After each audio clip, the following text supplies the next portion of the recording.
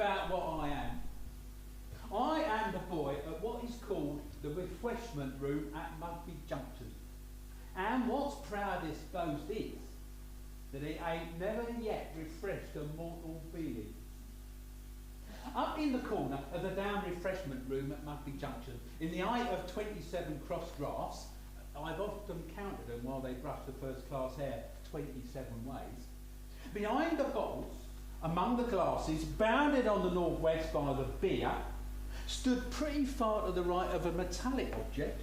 That's at times the tea urn and at times the soup tureen, fended off from the traveller by a barrier of stale sponge cakes erected atop the counter, and lastly, exposed sideways to the glare of our Mrs.'s eye.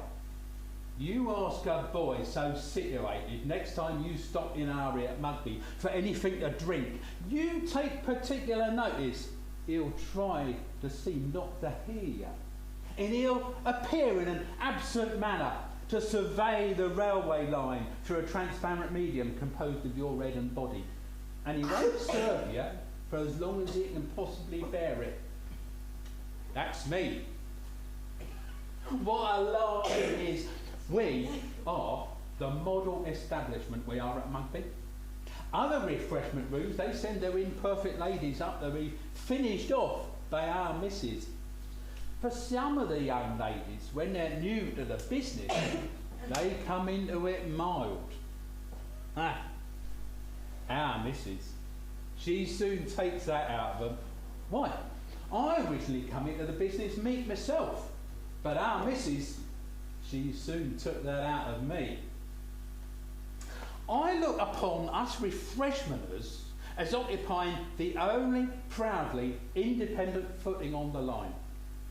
Well, there's papers, for instance, my honourable friend, if he'll allow me to call him so, him as belongs to Smith's bookstore, why, he no more dares to be up to our refreshment in games than he dares to jump on the top of a locomotive with a steam at full pressure. Papers, he'd get his head punched at every compartment, first, second and third, the whole length of the train, if he were to venture to imitate my demeanour. Well, it's the same with the porters, same with the guards, same with the ticket clerks, the same, the whole way up to the secretary, traffic manager or very chairman. There ain't a one among them on the nobly independent footing that we are. Now, did you ever catch one of them when you wanted anything of him, making a system of surveying the line through a transparent medium composed of your head and body? I should hope not. You should see our bandolining room at Mugby Junction. It's led to by a door behind the counter, which you'll notice usually stands ajar. And it's the room where our missus and our young ladies bandolines their hair. You should see them at it, twixt trains, bandolining away as if they were anointing themselves for the combat.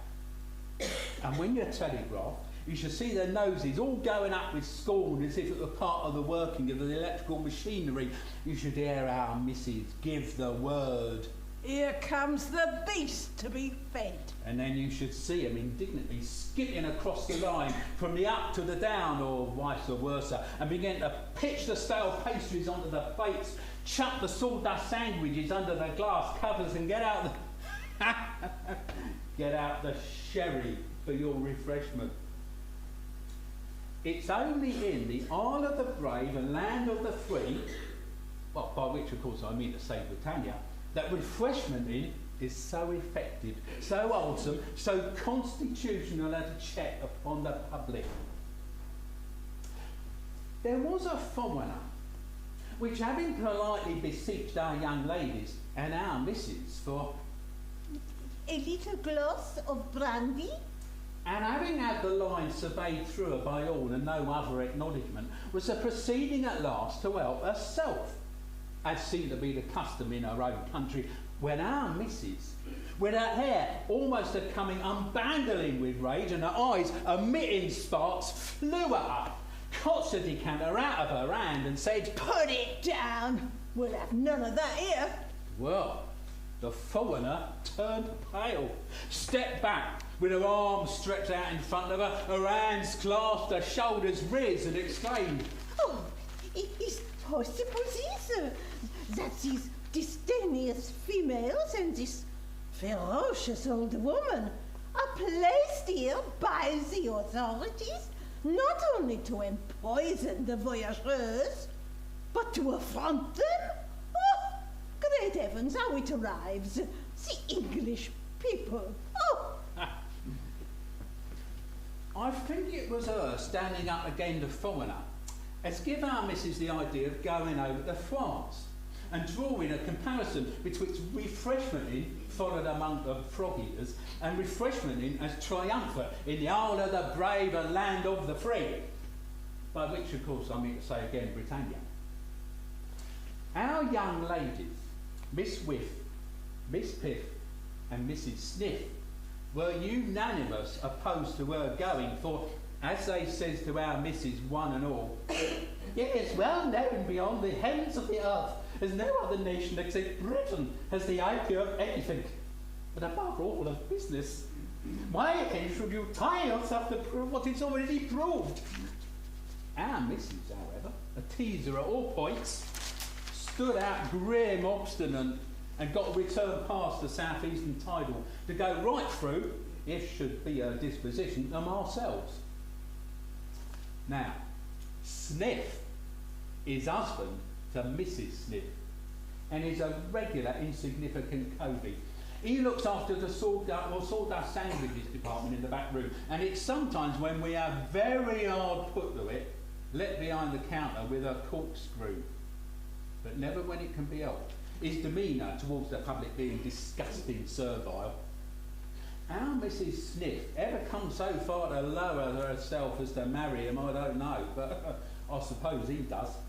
And I should think he wished he didn't, for he leads an awful life. Mrs. Sniff couldn't be much harder on him if he was public. Similar, Miss Whiff and Miss Piff, taking the tone of Mrs. Sniff, they shoulder Sniff about when he is let in with a corkscrew, and they whisk things out of his hand when, in his civility, he's going to let the public have them. And they snap him up when, in crawling basis of his spirit, he's going to answer the public a question. And they draw more tears into his eyes than ever the mustard does, which he all day long lays on the sawdust sandwiches, though it ain't strong. Once, when Sniff had the repulsiveness to reach across to get a milk pot to hand over for a baby, I see our missus, in a rage, catch him by both his shoulders, spin him out into the bandolining room. But Mrs. Sniff, how different. She's the one. She's the one who you'll notice to be always looking the other way from you when you look at her. She's the one with the small waist buckled in tight in front with the lace cuffs at her wrist, which she puts on the edge of the counter before her and stands a smoothing while the public phones. This smoothing of the cuffs and looking the other way while the public phones is the last accomplishment taught to the young ladies as come to Mugby to be finished by our missus, and it's always taught by Mrs. Sniff. When our missus went away along her journey, Mrs. Sniff was left in charge. She did hold the public in shape most beautiful. In all my time, I never seen half so many cups of tea given without milk to people as wanted it with, not half so many cups of tea with milk given to people as wanted it without. And when foaming ensued, Mrs. Sniff would say, Then you'd better settle it amongst yourselves and change with one another. It was a most highly delicious lark. I enjoyed the refreshment in business more than ever. I was so glad I took to it when I was young. Anyway, our missus returned. It got circulated among the young ladies as it might be penetrated to me through the crevices of the bandolining room that she had horrors to reveal, if revelation so contemptible could be dignified with the name. Agitation became awakened. Excitement was up in the stirrups. Expectation stood a tiptoe. At length, it was put forth on our slacked evening in the week, and at our slackest time of that evening betwixt trades, our missus would give her views of foreign refreshment in the Bandolini room. It was arranged tasteful for the purpose. The Bandolini table and glass was hid in a corner. Her armchair was elevated on a packing case for our Mrs.'s occupation. A table and a tumbler of water, no sherry in it, thank ye, was placed beside it. Two of the pupils, season being autumn and hollyhocks and dahlias being in, ornamented the wall with 3 devices in those flowers. On one might be read, "May Albion never learn." On the other, "Keep the public down." And on another, "Our refreshment in charter." The whole had a beautiful appearance to which the beauty of the sentiments corresponded. On our Mrs.'s brow was wrote "Severity" as she ascended the fatal platform. Not that that was anything new. Miss Whiff and Miss Piff sat at her feet. 3 chairs from the waiting room might have been perceived by the average eye in front of her, on which the pupils was accommodated. And behind them, a wary close observer might have discerned a boy. Myself. Where is Sniff? I thought it better that he should not come in. He's such an ass. Well, no doubt. But for that reason, is it not desirable to improve his mind? Nothing would improve him. However, call him in, Ezekiel. I called him in. The appearance of the low-minded Covey was hailed with disapprobation from all sides on account of his having brought his corkscrew with him. He pleaded force of habit, to which the wife replied, Force? No, don't let us have you talking about force, for gracious sake. Oh, there, do stand where you are with your back against the wall. He is a smiling piece of vacancy, and he smiled in the mean way in which he will even smile at the public if he gets the chance. Well, language can say no meaner of him. And he stood upright near the door with the back of his head against the wall, as if he were waiting for somebody to come and measure his height for the army.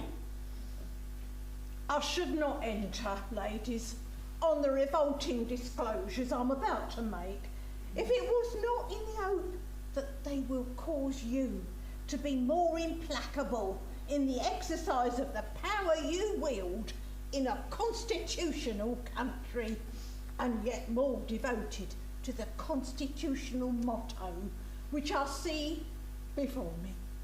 May Albion never learn. Here, the pupils, as had made the motto, admired it and cried, "Here, here!" Sniff, showing an inclination to join in chorus, got himself frowned down by every brow. The baseness of the French, as displayed in the fawning nature of their refreshmenting, equals, if not surpasses, anything as was ever heard of the baseness of the celebrated Napoleon Bonaparte. Miss Whiff, Miss Piff and me, we drawled at every breath, equal to saying, "We thought as much." Miss Whiff and Miss Piff seeming to object to my drawing mine along with theirs, I drawled another, just to aggravate them. Shall I be believed when I tell you that no sooner had I set my foot upon that treacherous shore... Here, Sniff, either bursting out mad or thinking aloud, says in a low voice, "Feet, plural, you know." Well, the cowering that came upon him when he was spurned by all eyes, added to his being beneath contempt, was sufficient punishment for a Covey so grovelling. In the midst of a silence rendered more impressive by the turned-up female noses with which it was pervaded, our missus went on. Shall I be believed when I tell you that no sooner had I landed on that treacherous shore than I was ushered into a refreshment room where there were, I do not exaggerate, eatable things to eat.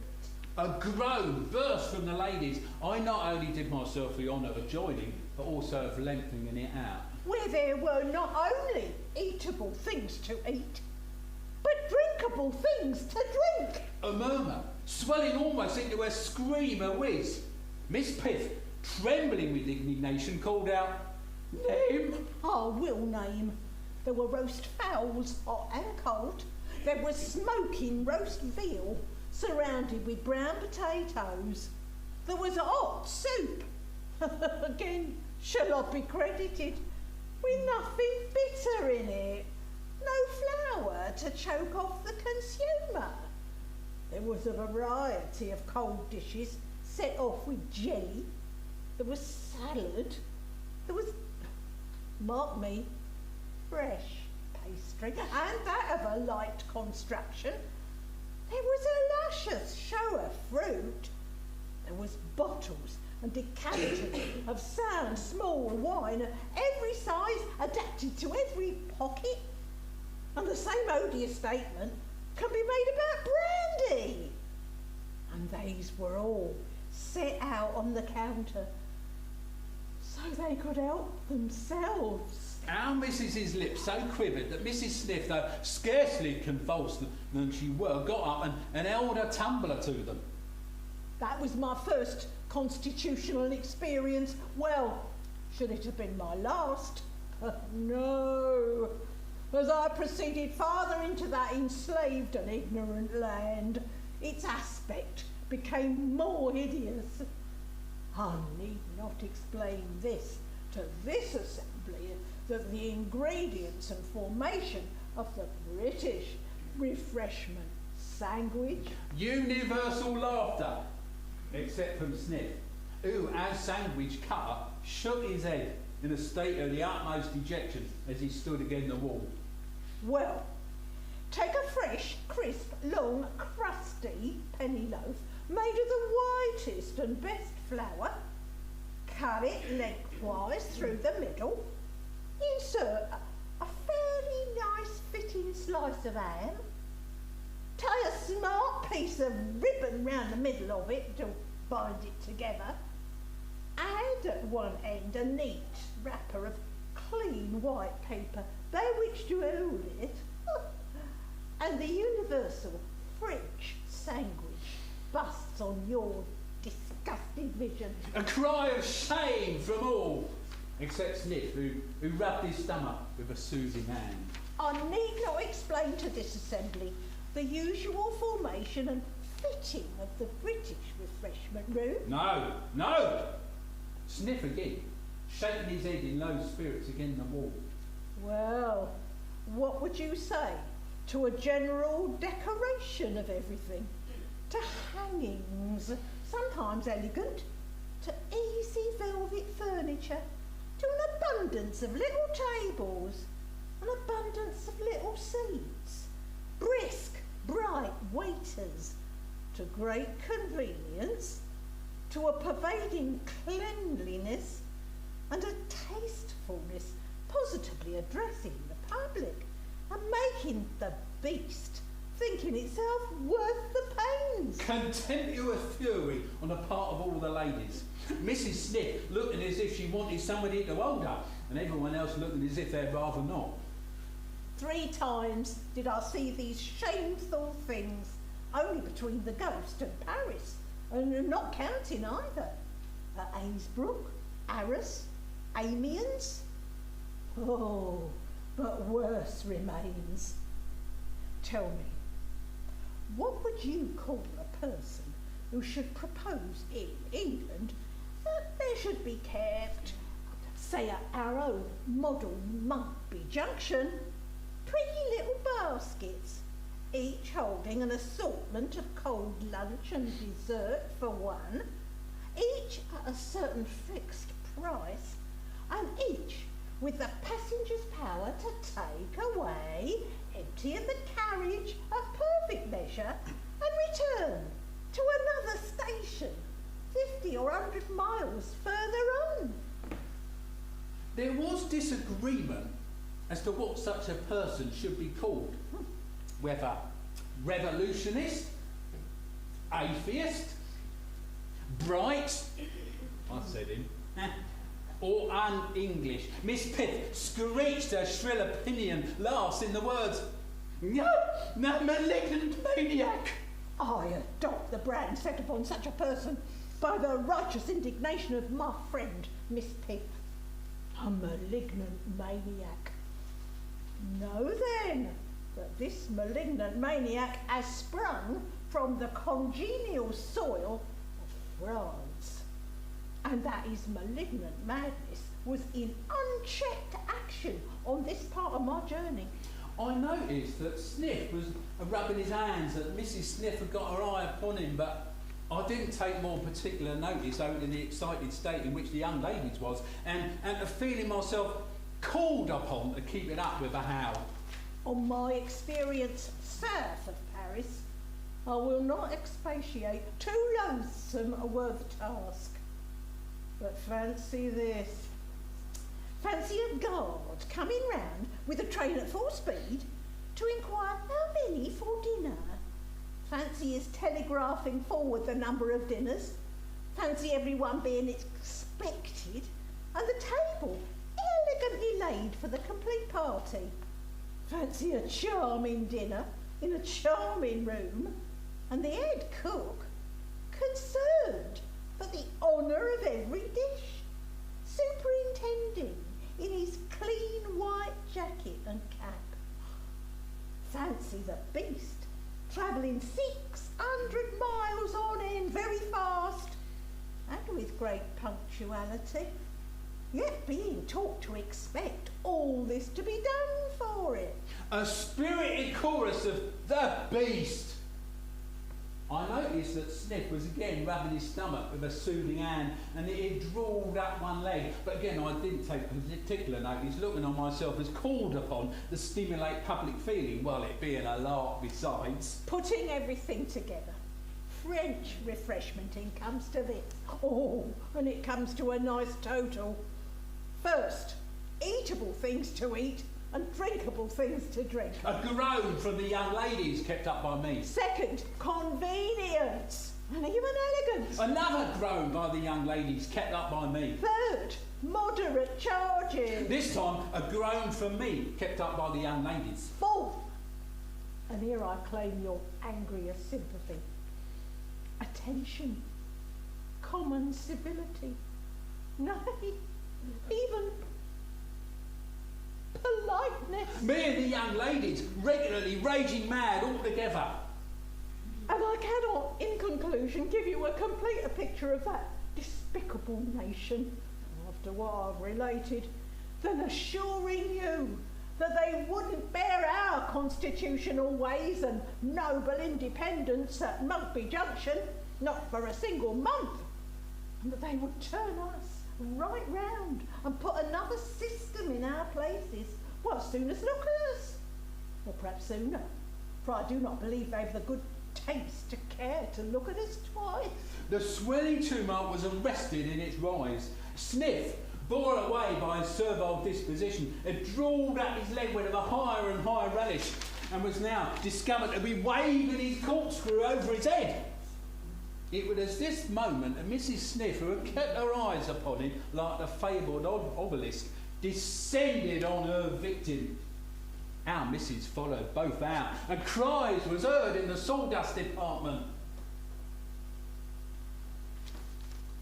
You come down to the refreshment room at Mugby Junction, make you believe you don't know me, and I'll point you out with my right thumb over my shoulder, which is our missus, which is Miss Whip, which is Miss Piff, and which is Mrs. Sniff.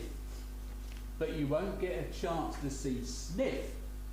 Of course, he disappeared that night. Whether he perished, tore to pieces, I cannot say. But his corkscrew alone remains to bear witness to the civility of his disposition.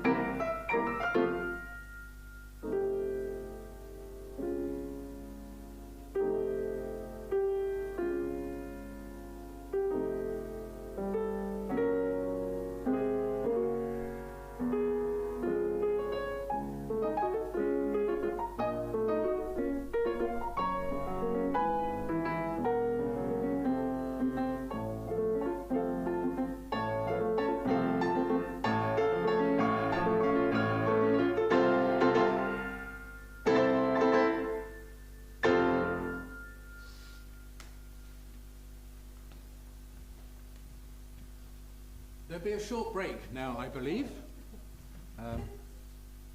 So feel free. A comfort break.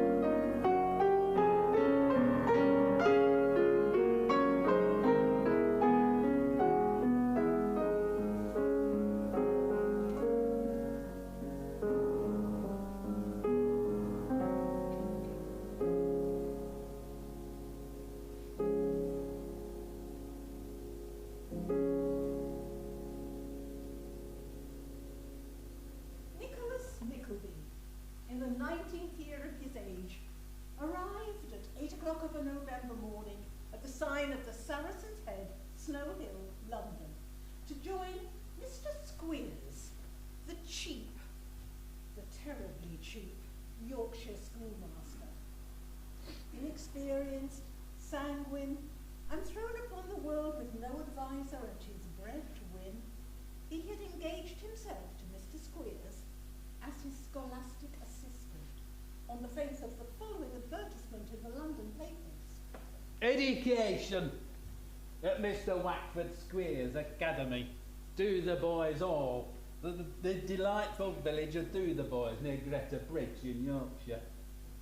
Youth are boarded, clothed, booked, furnished with pocket money, provided with all necessaries, instructed in all languages, living and dead, mathematics, orthography, geometry, astronomy, trigonometry, the use of globes, algebra, single stick if required, writing, arithmetic, fortification, and every other branch of classical literature.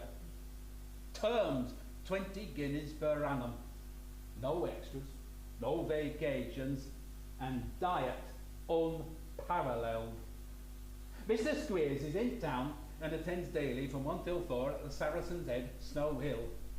An able assistant wanted. Salary £5. A Master of Arts would be preferred. Mr. Squeers was standing by one of the coffee shop fireplaces, and his appearance was not prepossessing. He had but one eye, and the popular prejudice runs in favour of two. The blank side of his face looked much puckered up, which gave him a sinister appearance, especially when he smiled, at which times his expression bordered on the villainous. He wore a white neckerchief with long ends and a scholastic suit of black, but his coat sleeves being a great deal too long and his trousers a great deal too short, he appeared ill at ease in his clothes, as if he were in a perpetual state of astonishment at finding himself so respectable. The learned gentleman had before him a breakfast of coffee, hot toast, and a cold round of beef, but he was at that moment intent on preparing another breakfast for 5 little boys. Hey, this is 2 penn'orth of milk, is it, waiter? That's 2 penn'orth, sir. Oh, well, what a rare article milk is, to be sure, in London. Well, just fill that mug up with lukewarm water, William, will you? To the weary top, sir. I mean, why the milk will be drowned. Well, serve it right for being so dear. Now, you ordered that thick bread and butter for 3, did you? Coming directly, sir. Well, you needn't hurry yourself. Plenty of time. Conquer your passions, boys. Don't be eager for victuals. As he offered this moral precept, he took a large light bite out of cold beef and recognised Nicholas. Oh, sit down, Nickleby. Here we are at breakfasting, you see. Oh, that's milk and water, is it, William? There's richness. Think of the many beggars and orphans in the street that would be glad of this, little boys. Now, when I say number 1, the boy on left hand nearest window may take a drink. And when I say number 2, the boy next in will go in, and so on till we come to number 5. Are you ready? Yes, sir. Well, keep ready until I tell you to begin. Subdue your appetites, and you've conquered human nature. This is the way we inculcate strength of mind, Mr. Nickleby. Thank God for a good breakfast, eh? Now, number 1 may take a drink. Number 1 seized the mug ravenously and had just drunk enough to make him wish for more when Mr. Squeers gave the signal for number 2, who gave up at the like interesting moment to number 3, and the process was repeated until the milk and water terminated with number 5. And now you better look sharp with your breakfast, for the coach horn will blow in a minute or 2, then every boy leaves off. The boys began to eat voraciously, while the schoolmaster, who was in high good humour after his meal, picked his teeth with a fork and looked at him. In a very short time, the horn was heard. No, I thought it wouldn't be long. Put what you haven't had time to eat in here, boys. You'll want it on road. They certainly did want it on the road, and very much too. For the journey was long, the weather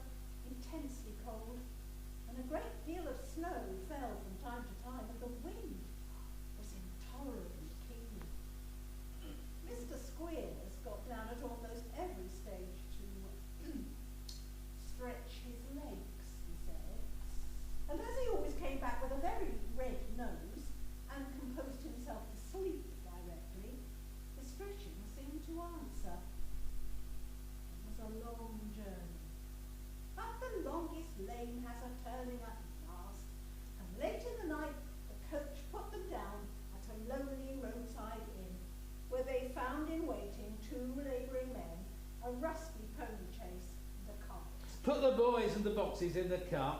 This young man and me will go in the chaise. Get in, Nickleby. Nicholas obeyed. Mr. Squeers with some difficulty inducing the pony to obey too. They started, leaving the cart load of infant misery to follow the measure. Are you cold, Nickleby? Rather so, I must say.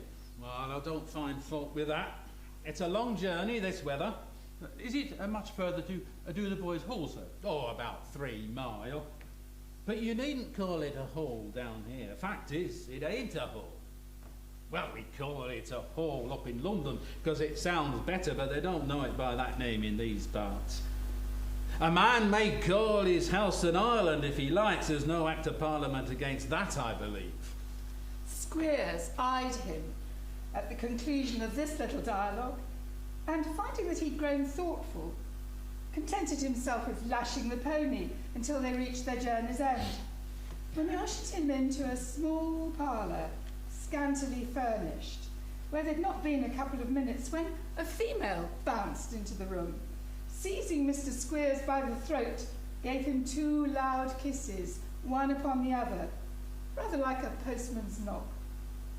This lady was of a large, raw-boned figure, about a head taller than Mr. Squeers, dressed in a dimity night jacket, her hair in papers, and a dirty nightcap.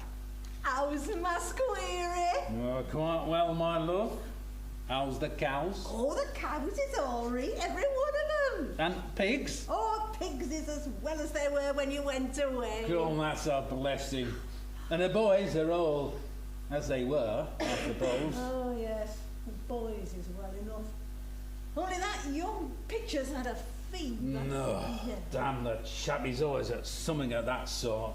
Pending these endearments, Nicholas had stood, awkwardly enough, in the middle of the room, not very well knowing whether he was expected to retire into the passage. He was now relieved of his perplexity by Mr. Squeers. This is a young man, my dear. Here, a young servant girl brought in some cold beef, and this being set upon the table, a boy addressed by the name of Smike appeared, with a jug of ale. Mr. Squeers was emptying his greatcoat pocket of letters and other small documents he brought down. The boy glanced at the papers with an anxious and timid expression, as if with a sickly hope that one among them might refer to him. The look was a very painful one, and it went to Nicholas's heart at once, for it told a long and very sad history. It induced him to consider the boy more attentively, and he was surprised to observe the extraordinary mixture of garments which the boy was wearing. Although he could not have been more than 18 or 19 years old, and was tall for that age, he wore a skeleton suit, such as was then usually put upon a very little boy. In order that the lower part of his legs might be in keeping with his singular dress, he had a very large pair of boots, which might have been once worn by some stout farmer, but were now too patched and tattered for a beggar. God knows how long he'd been there, but he still wore a ragged child's frill, only half concealed by a coarse man's neckerchief. He was lame, and as he feigned to be busy arranging the table, he glanced at the letters with a look so keen and yet so dispirited and hopeless that Nicholas could hardly bear to watch him.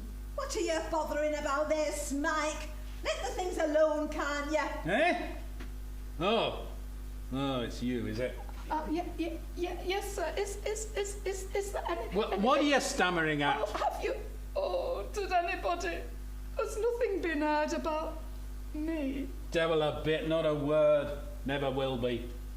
Now, this is a pretty sort of thing, isn't it? That you should be left here all these years, no money paid after first 6, no notice taken, no clue to be got who you belong to. It's a pretty sort of thing that I should have to feed a great fella like you and never hope to get a penny for it, isn't it? The boy put a hand to his head, as if he were making an effort to recollect something, and then, looking vacantly at his questioner.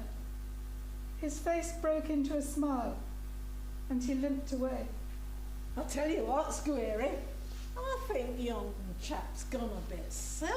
Yeah, I hope not, for he's an handy fellow out of doors. Worth his meat and drink anyway. Hows'ever, I should think he'd have wit enough for us if he was silly, but come, let's have supper. I'm hungry and tired, I want to get to bed. Well, this reminder brought in an exclusive steak for Mr. Squeers. Nicholas had a tough bit of cold beef. Mr. Squeers then took a bumper of hot brandy and water of a stiff nature.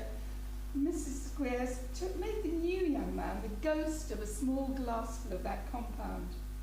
Then Mr. Squeers yawned again, and opined it was time to go to bed, upon which signal Mrs. Squeers and the girl dragged in a straw mattress and a couple of blankets, arranged them into a couch for Nicholas.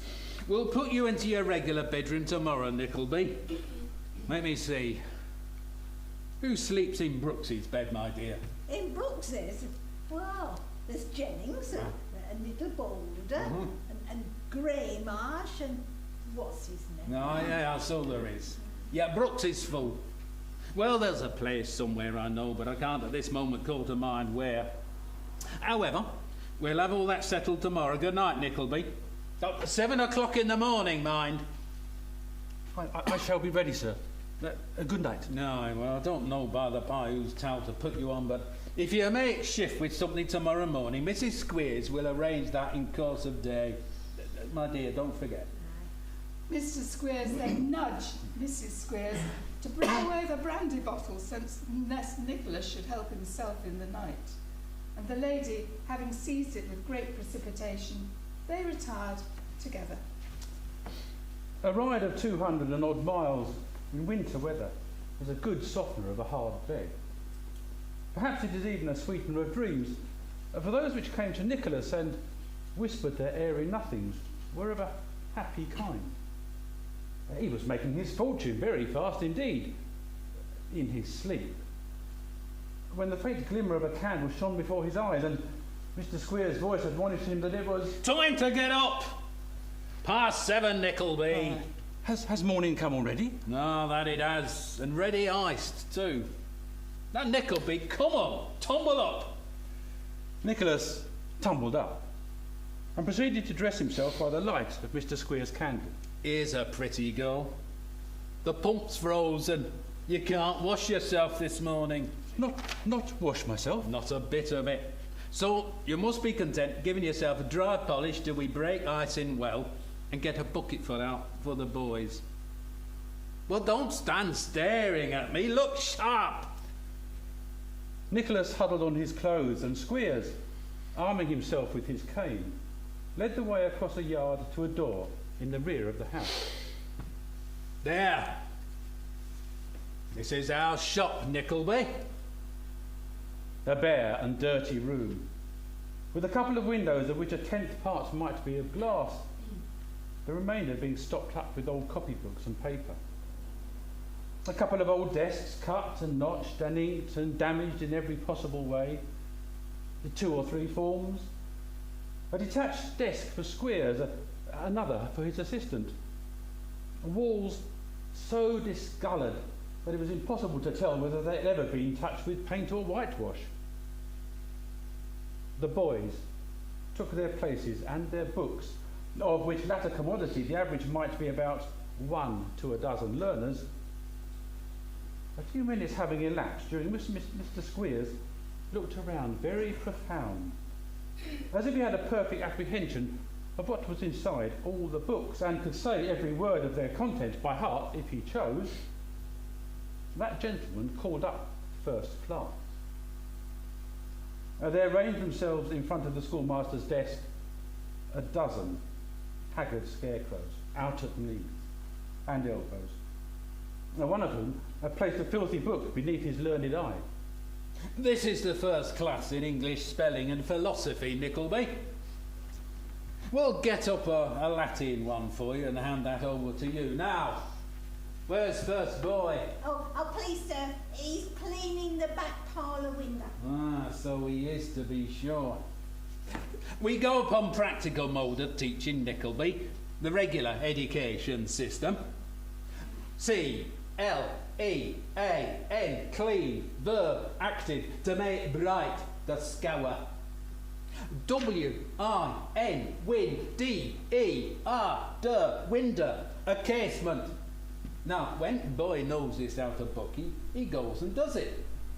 It's just same principle as the use of the globes.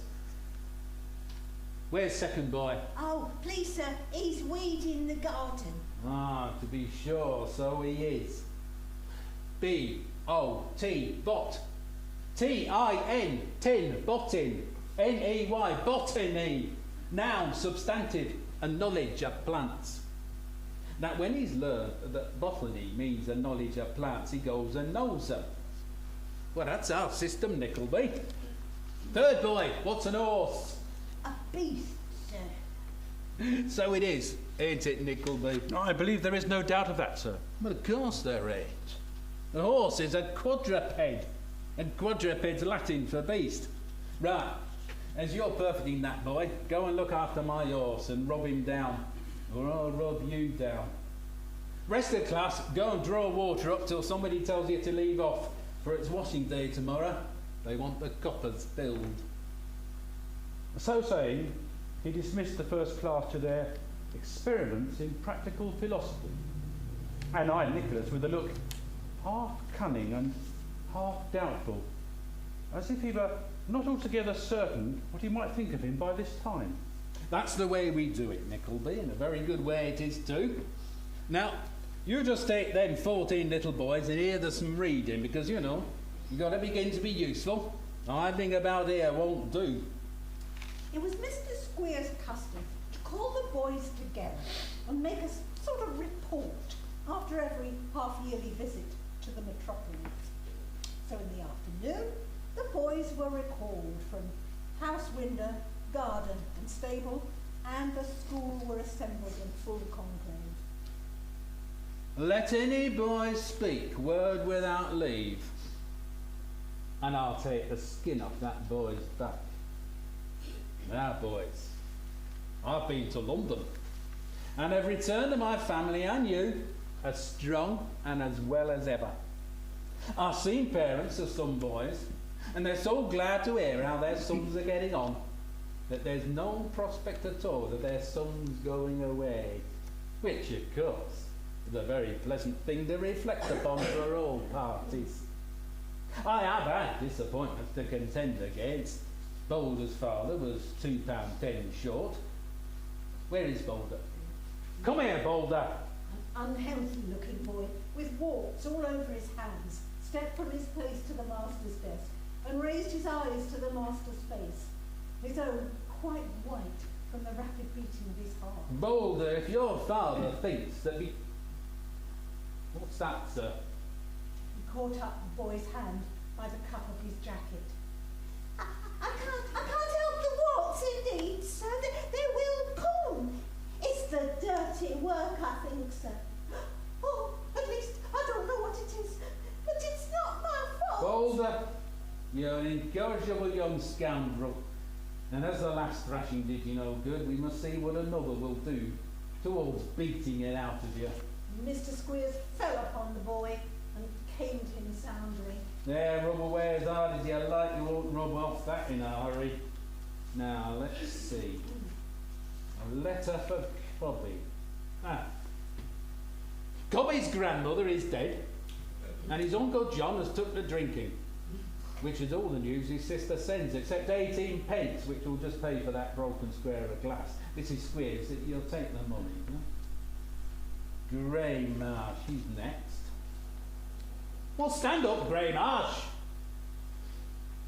Greymarsh's maternal aunt is very glad to hear he's so well and happy, and sends her respectful compliments to Mrs. Squeers, and thinks she must be an angel. She likewise thinks Mr. Squeers is too good for this world, but hopes he may be spared to carry on the business. Would have sent the 2 pair of stockings as desired, but he's short of money, so forwards a tract instead.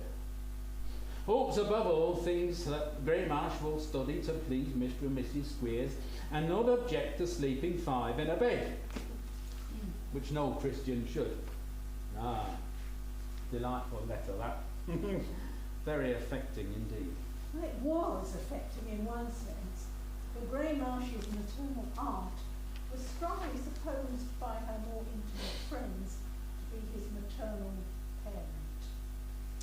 Mob's mother took to her bed on hearing that he wouldn't eat fat, and has been very ill ever since. She wishes to know by an early post where he expects to go if he quarrels with his victuals, and with what feelings he could turn up his nose at the cow's liver broth after his good master had asked a blessing on it. This was told to her in the London newspapers, not by Mr. Squeers, for he's too good and kind to set anybody against anybody. Mob's mother is sorry to find Mob is discontented, which is sinful and horrid, and hopes that Mr. Squeers will flog him into an happier state of mind. And with this view, she's also stopped his 8 a week pocket money and given a double-bladed knife with a corkscrew in it, which she had bought on purpose for him, to the missionaries. A sulky state of feeling won't do. Cheerfulness and contentment must be kept up. Mobs, come to me. The unhappy Mobs moved slowly towards the desk, rubbing his eyes in anticipation of good cause for doing so, and soon afterwards retired by the side door with as good cause as a boy need have. Mr. Squeers then proceeded to open a miscellaneous collection of letters, some enclosing money, which Mrs. Squeers took care of, and others referring to small articles of apparel, caps, and so forth, all of which the same lady stated to be too large or too small for anybody but young Squeers, who would appear to have the most accommodating limbs, since everything that came into the school fitted him.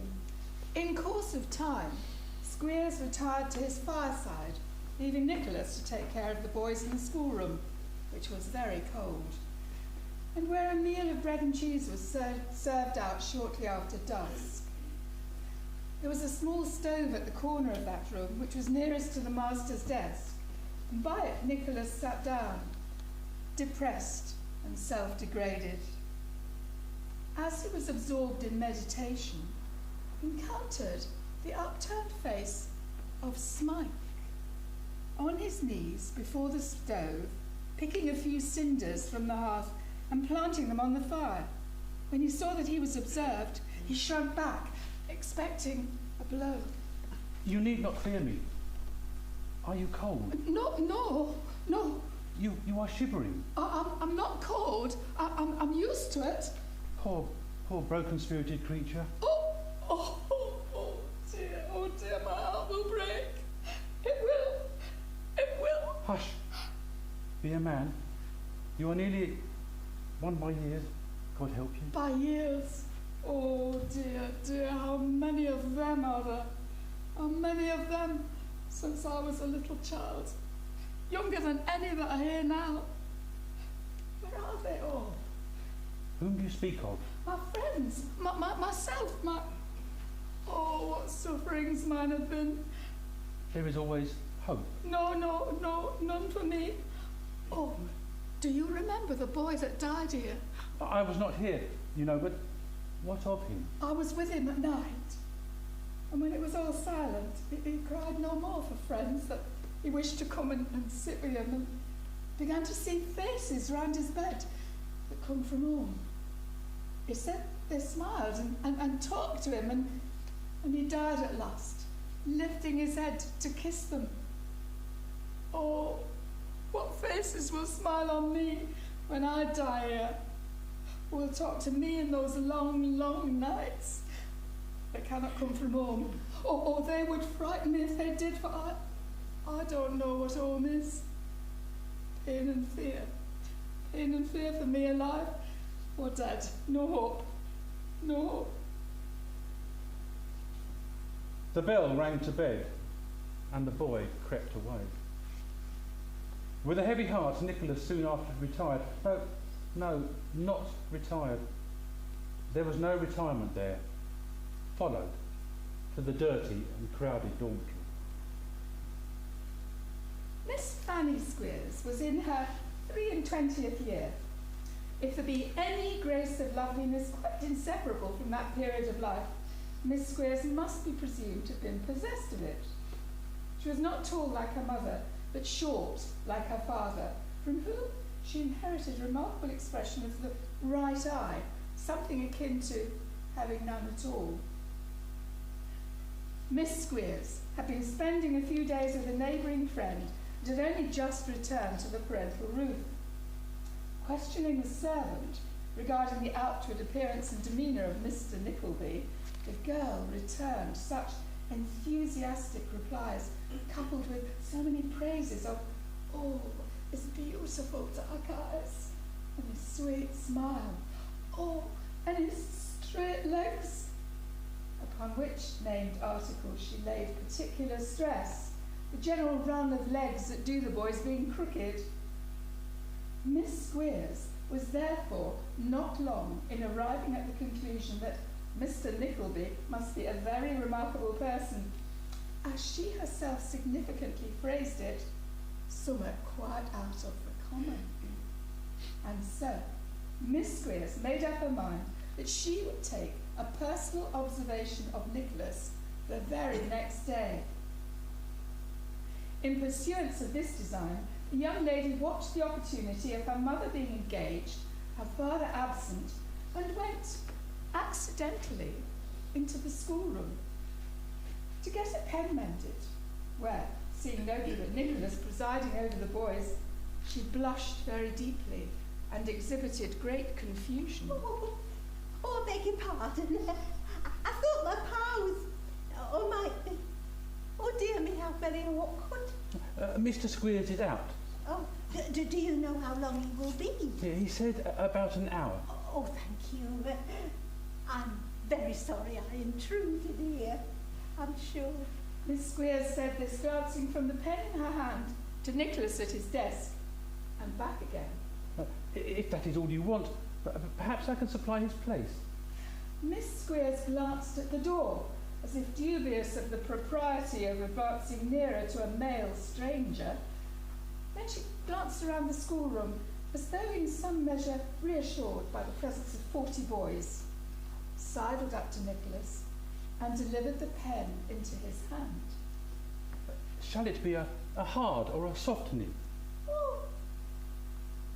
Oh, soft as possible, if you please.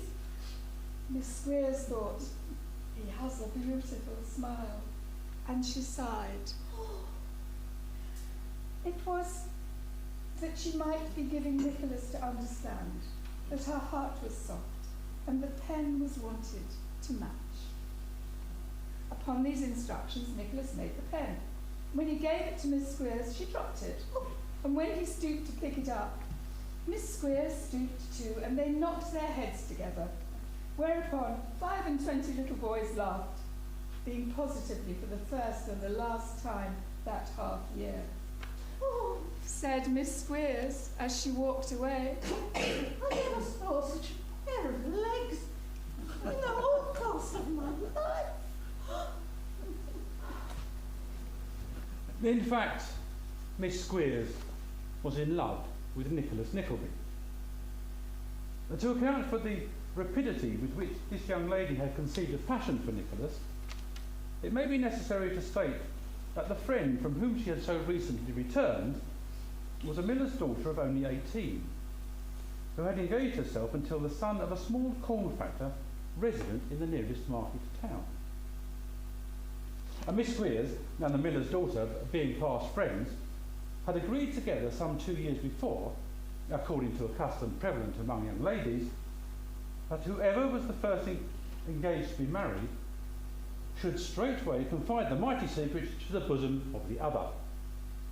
In fulfilment of which pledge, the miller's daughter, when her engagement was formed, came out express at 11 o'clock at night.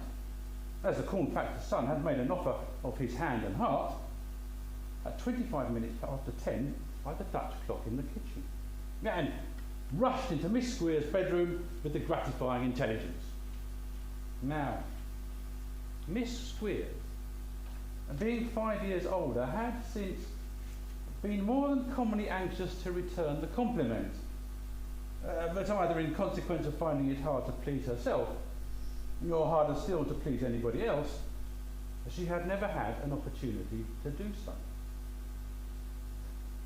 The little interview with Nicholas had no sooner passed than Miss Squeers, putting on her bonnet, made her way with great precipitation to her friend's house and revealed how she was not exactly engaged, but going to be, to a gentleman's son, none of your corn factors, to a gentleman's son of high descent, who had come down as teacher to do the boys' hall under the most mysterious and remarkable circumstances. Indeed, as Miss Squeers more than hinted, induced by the fame of her many charms, to seek her out and woo and win her. Oh, I should like to see him. Oh, so you shall, Tilda. Oh, I should consider myself one of the most dishonourable creatures alive if I denied you. Mother's going away tomorrow for 2 days to fetch some boys. And when she does, I'll ask you and your intended, Mr. John Browdy, up to tea and have you meet him. When such an opportunity occurred, it was Mr. Squeers' custom to drive over to the market town every evening on pretence of urgent business, and stop till 10 or 11 o'clock at a tavern he much affected.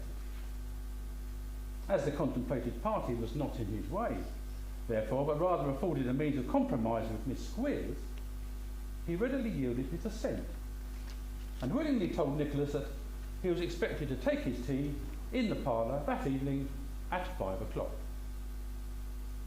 To be sure, as Miss Squeers was in a flutter, and to be sure she was dressed out to the best advantage with her hair, as she wore it in a crop, curled up in 5 distinct rows to the very top of her head, and arranged over the doubtful eye, to say nothing of the blue sash which floated down her back, or the worked apron, or the long gloves, or the scarf of green gauze worn over one shoulder and under the other, or to any of the numerous devices which were to be as so many arrows to the heart of Mr. Nickleby.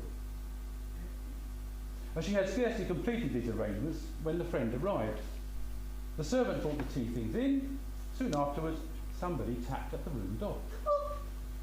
Oh, there he is. Oh, Tilda, I do so palpitate. oh, shush. Say, come in. Come in.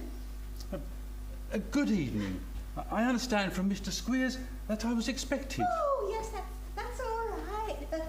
Father don't tea with us, but you won't mind that, I dare say. We are only waiting for one more gentleman. Nicholas thought that as he was there and seemed to be expected to be amiable, it was no use looking like a goose, and may as well accommodate himself to the company. So he saluted Miss Squeers and the friend with gallantry, and drew a chair to the tea table and began to make himself probably as much at home as even an usher was in his principal's parlour. The ladies were in full delight at this, and when the expected swain arrived, with his hair damp from washing, in a clean shirt, whereof the collar might have belonged to some giant ancestor, and a white waistcoat of similar dimensions. Well, John? Well? Oh, I beg your pardon. Mr. Nickleby, Mr. John Browdy. Servant, sir. Yours. Mr. Browdy was not a gentleman of great conversational powers, so he grinned twice, and having now bestowed his customary mark of recognition on every person in the company, grinned at nothing in particular, and helped himself to the food. Old woman away, ain't she? Miss Squeers nodded assent. Mr. Browdy gave a grin of special wit, as if he thought he'd really said something to laugh at, and went to work at the bread and butter with vigour. it was quite a sight to behold how he and Nicholas emptied the plate between us. Hey, you won't get bread and butter every night, I expect, Mun, eh? God, they don't put much in them, do they? You'll be naught but skin and bone if you stop here long enough, eh? You are facetious, sir? Nay, I don't know, but t'other teacher, God, he were a lean un, he were. The recollection of the last teacher's leanness seemed to afford Mr. Browdie the most exquisite delight. I don't know whether your perceptions are quite keen enough, Mr. Brodie, to enable you to understand that your remarks are offensive, but they are... If you say another word, John, I'll never speak to you again. Well, my lass, I don't care about them. Let them gang on, eh?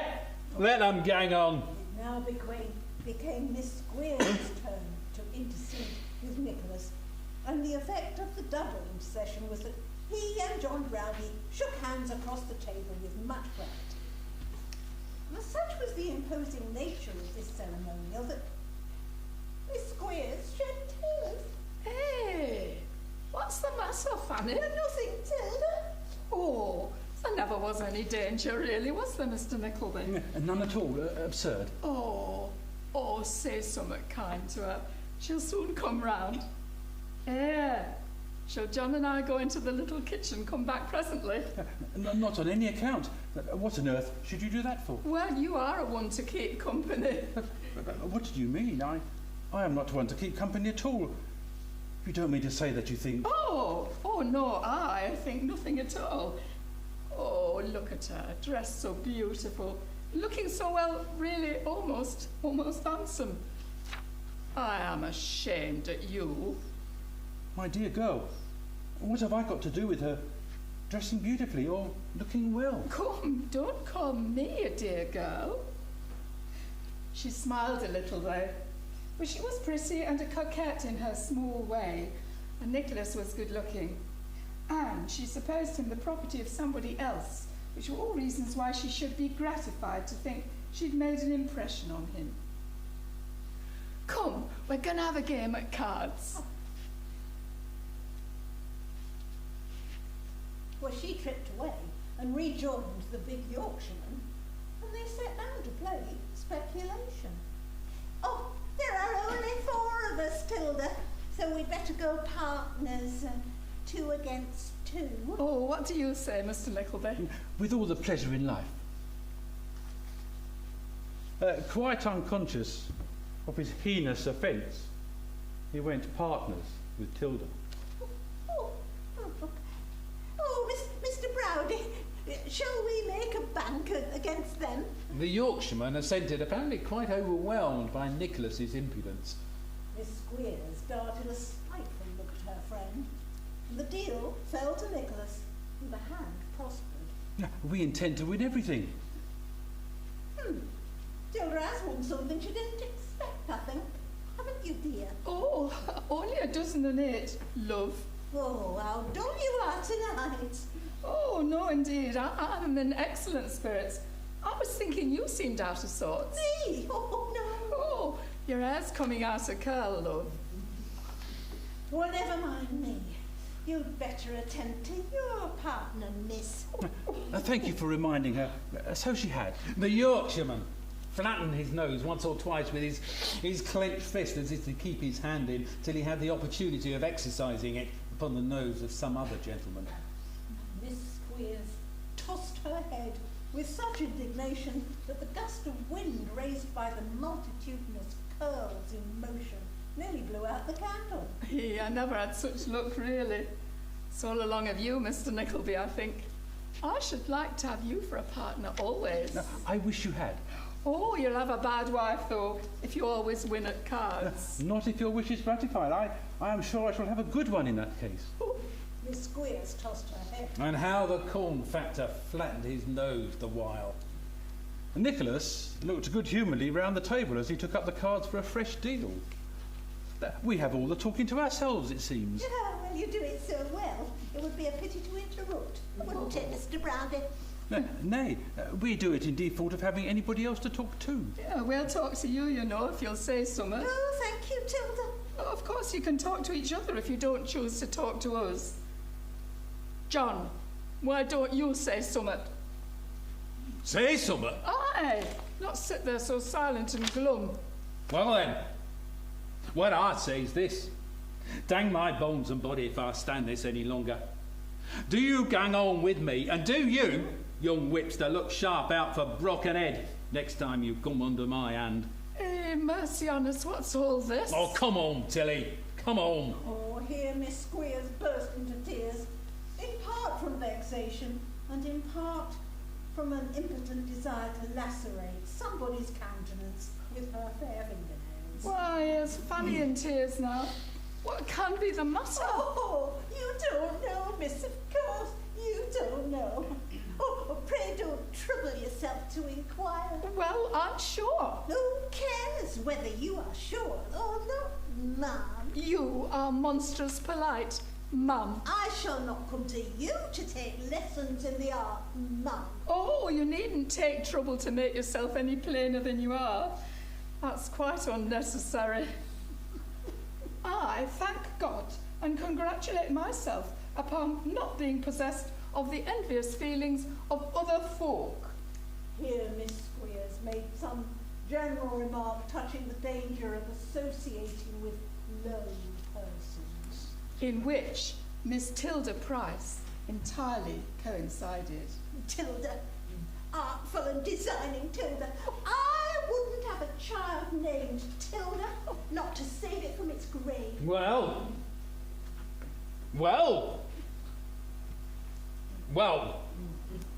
as a matter of fact, Fanny, it'll be time enough to think about naming it when it comes. And here, John Browdy, little Nichols, wound up the evening. Oh, the poor creature Smike. Since the night Nicholas had spoken kindly to him in the schoolroom, had followed him to and fro, content only to be near him. He would sit beside him for hours, and a word would brighten up his careworn face and call into it a passing gleam even of happiness. Upon this poor being, all the spleen and ill humour that could not be vented on Nicholas was bestowed.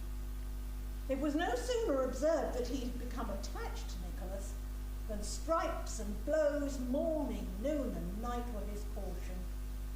Squeers was jealous of the influence this man had so soon acquired in the school, and the slighted Miss Squeers now hated Nicholas, and Mrs. Squeers hated him too. And Smike hatred war. One night the poor soul was poring hard over a book, vainly endeavouring to master some task which a child of 9 years old could have conquered with ease, but which, to the brain of the poor crushed boy of 19, was a hopeless mystery. Nicholas laid his hand upon his shoulder. I can't do it. Do not try. You will do it better, poor fellow, when I'm gone. Gone? Are you going? I cannot say. I was speaking more to my thoughts than to you. I shall be driven to it at last. The world is before me, after all. Oh, is the world as bad and dismal as this place? Heaven forbid. His hardest, coarsest toil is happiness to this. Should I ever see you there? Yes. No, should I? Should I say I should be sure to find you? You would. And I would help you, and not bring fresh sorrow on you, as I have done here. The boy caught both his hands and uttered a few broken sounds which were unintelligible. Squeers entered at that moment, and he shrunk back into his old corner. 2 days later, the cold, feeble dawn of the January morning was stealing in at the windows of the common sleeping room, when Nicholas, raising himself on his arm, looked amongst the prostrate forms in search of one. Squeers shouted from the bottom of the stairs. Now then, you're going to sleep all day up there. We shall be down directly, sir. Down directly? Oh, you better be down directly, or I'll be down upon some of you in less time than directly.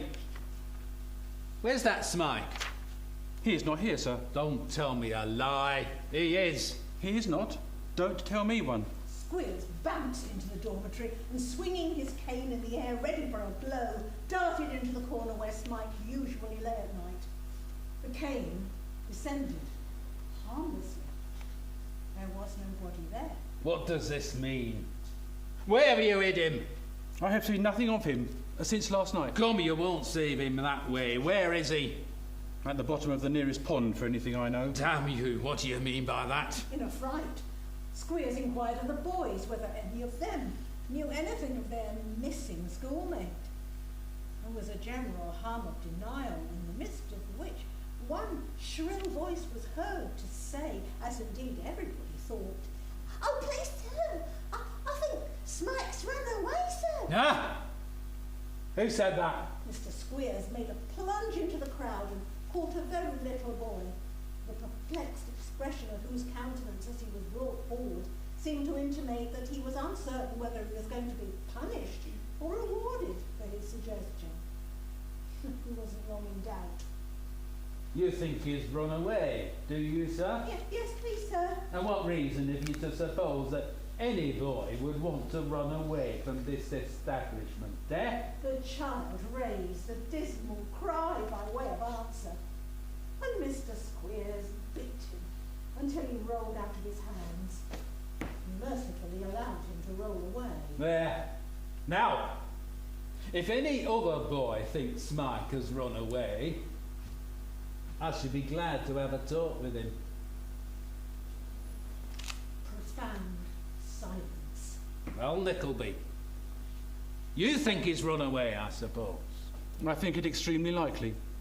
Maybe you know he's run away. I know nothing about it. He didn't tell you where he was going, I suppose. He did not. I'm very glad he did not, for then it would have been my duty to inform you. Ah, which no doubt you'd have been devilish sorry to do. I should indeed. Mrs. Squeers had listened to this conversation from the bottom of the stairs, but now, losing all patience, she hastily made her way to the scene of action. What's all this here to do? What on earth are you talking to him for, Squeery? The cowhouse and the stable are locked up, so Smike can't be there, and is not downstairs, for the girl has looked. He must have gone York way and by a public road. He must beg his way, and he could do that nowhere but on the public road. Now, if you takes the chase and goes one road, and I borrows Swallow's chase and goes t'other road, while we're keeping our eyes open and asking questions, one or other of us is mortal sure to lay hold on him. The lady's plan was put into execution without delay, Nicholas remaining behind in a tumult of feeling. Death from want and exposure was the best that could be expected from the prolonged wandering of so helpless a creature through country of which he was ignorant. There was little perhaps to choose between this and a return to the tender mercy of the school. But Nicholas lingered on in restless anxiety until the evening of the next day, when Squeers returned alone. No news of the scamp. Another day came, and Nicholas was scarcely awake when he heard the wheels of a chaise approaching the house. It stopped, and the voice of Mrs. Squeers was heard, ordering a glass of spirits for somebody, which was in itself a sufficient sign that something extraordinary had happened. Nicholas hardly dared look out of the window, but he did so, and the first object that met his eyes was wretched Smike, bedabbled with mud and rain, haggard and worn and wild. Lift him out. Bring him in, bring him in. Take care! We tied his legs under the apron and made him fast to the chase to prevent him giving us the slip again. With hands trembling with delight, Squeers unloosened the cord, and Smike, more dead than alive, was brought in and locked up in a cellar, until such time as Mr. Squeers should deem it expedient to operate upon him. The news that the fugitive had been caught and brought back ran like wildfire through the hungry community, and expectation was on tiptoe all the morning.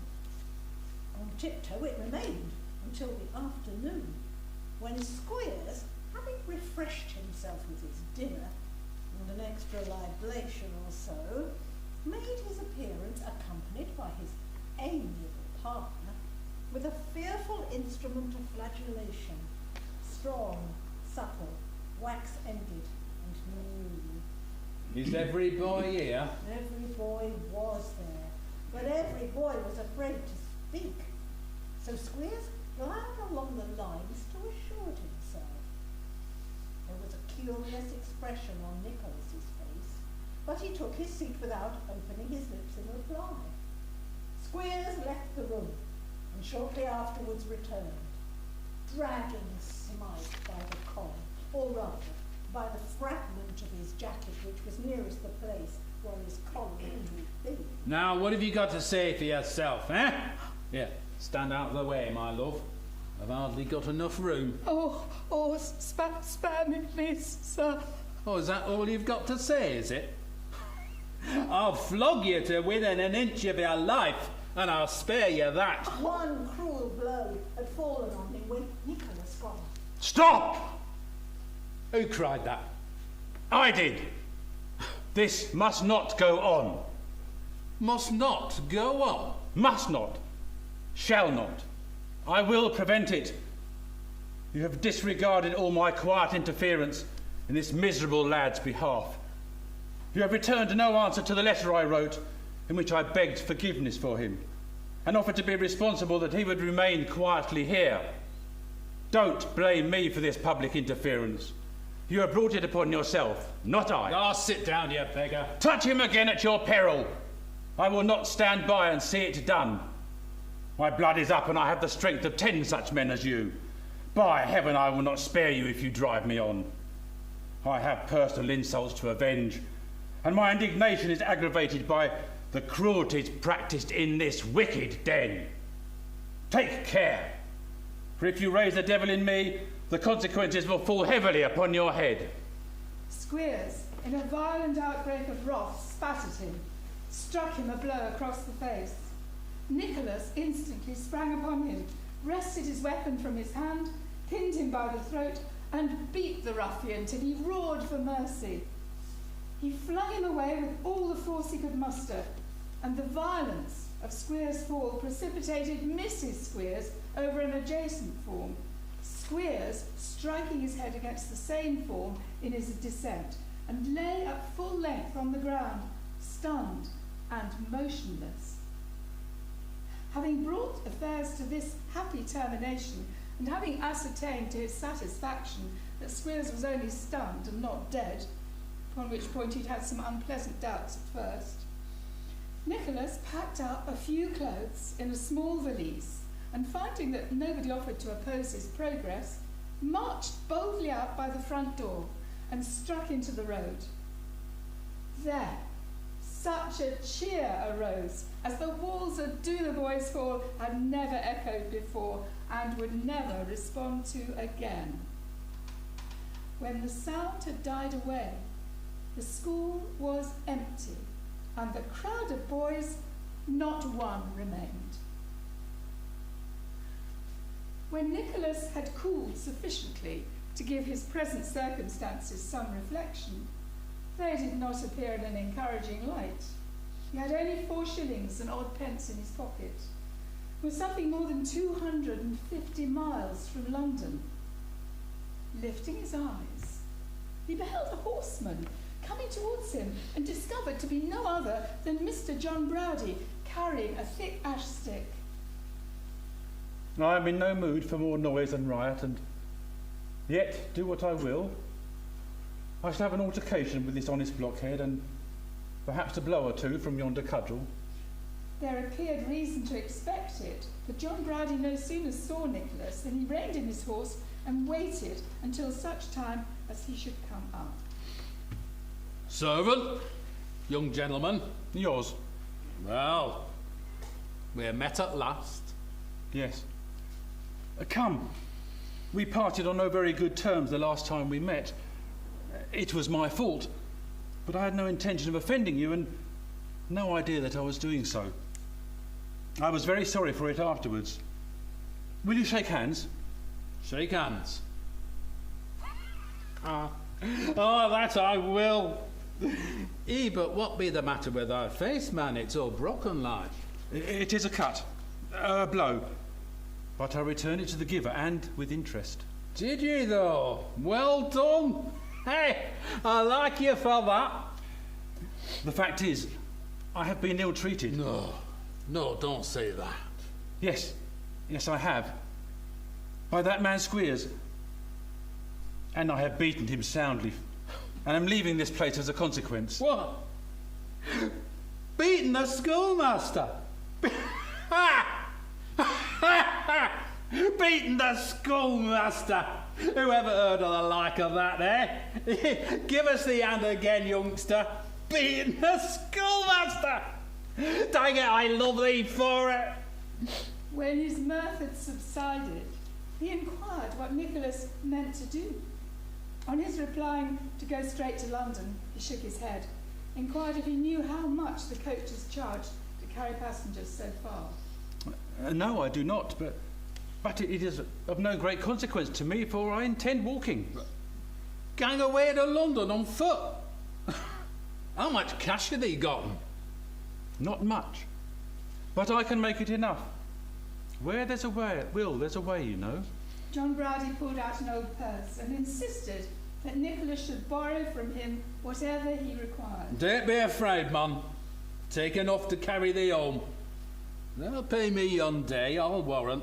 Well, Nicholas will by no means be prevailed upon to borrow more than a sovereign, with which loan Mr. Browdie was fain to content himself after many entreaties that he would accept of more. And take that bit of timber to help thee on with, man, eh? Keep a good heart, and bless thee.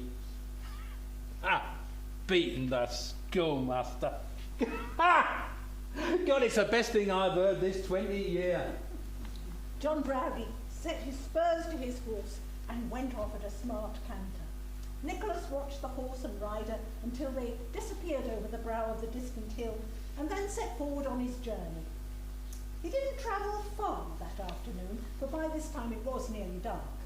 So he lay that night at a cottage where beds were let cheap, and rising betimes next morning, made his way for the next night to Boroughbridge. There he stumbled on an empty barn, and in a warm corner stretched his weary limbs and fell asleep. When he awoke next morning, he sat up, rubbed his eyes, and stared at some motionless object in front of him. Strange. It cannot be real, and yet I am awake. Smike, why do you kneel to me? Oh, to go with you anywhere, everywhere, to the world's end, to the graveyard. Oh, let me go with you. Oh, let me do. You are my home, my kind friend. Take me with you, pray. He had followed Nicholas, it seemed, had never lost sight of him all the way, had watched while he slept and when he halted for refreshment, and had feared to appear sooner, lest he should be sent back. Poor fellow, your hard fate denies you any friend but one, and he is nearly as poor and helpless as yourself. Oh, may I go with you? I will be your faithful, hard-working servant. I want no clothes. These will do well, very well. I only want to be near you. And you shall. And the world shall do by you as it does by me, until one or both of us shall quit for a better. Come. So he strapped his burden on his shoulders, and taking his stick in one hand, extended the other to his delighted charge. And so they passed out of the old barn, together.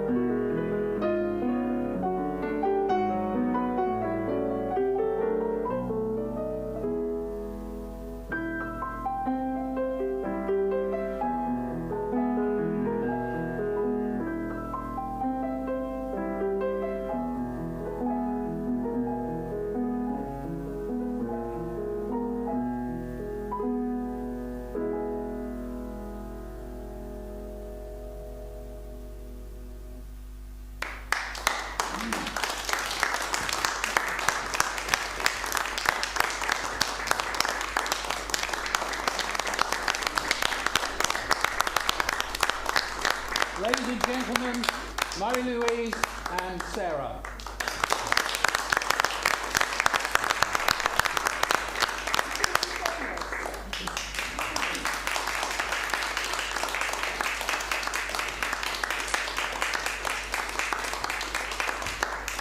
Just before you disappear, I'd just like to say a couple of words. Obviously, thank you to Mary-Louise and Sarah for providing the interludes. Thank you all for attending, and I must say a very big thank you to Carl and all the members of the congregation who have helped enable us to perform in this fabulous venue. So thank you very much, and I hope you are suitably entertained.